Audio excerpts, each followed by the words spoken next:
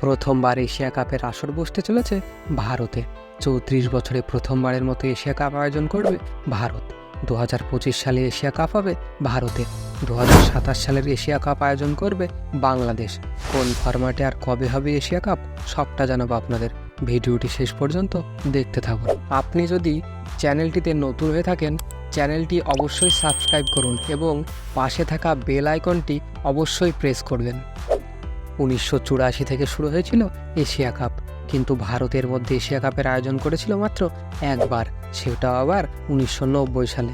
তারপর থেকে এশিয়া কাপের আসর ভারতে কোনো দিন বসেনি, কিন্তু আবারও এশিয়া কাপ হতে চলেছে ভারতের মাটিতে। ২০২৫ সালে এশিয়া কাপের আসর বসতে চলেছে ভারতের মাটিতে।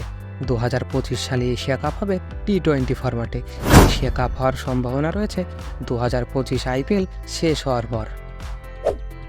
২০২৫ সালের এশিয়া কাপের পর আবার এশিয়া কাপ হবে ২০২৭ সালে, যেটার আয়োজক দেশ হবে বাংলাদেশ। অর্থাৎ ২০২৭ সালে এশিয়া কাপ হবে বাংলাদেশের মাটিতে। ২০২৭ সালে রয়েছে ওডিআই বিশ্বকাপ, আর তার আগেই ওডিআই ফরম্যাটে বাংলাদেশের মাটিতে বসবে এশিয়া কাপের আসর। ভিডিওটি যদি আপনাদের ভালো লেগে থাকে, ভিডিওটি অবশ্যই লাইক করবেন এবং ক্রিকেট দুনিয়ার সমস্ত খবর সবার আগে পেতে চ্যানেলটিকে অবশ্যই সাবস্ক্রাইব করুন।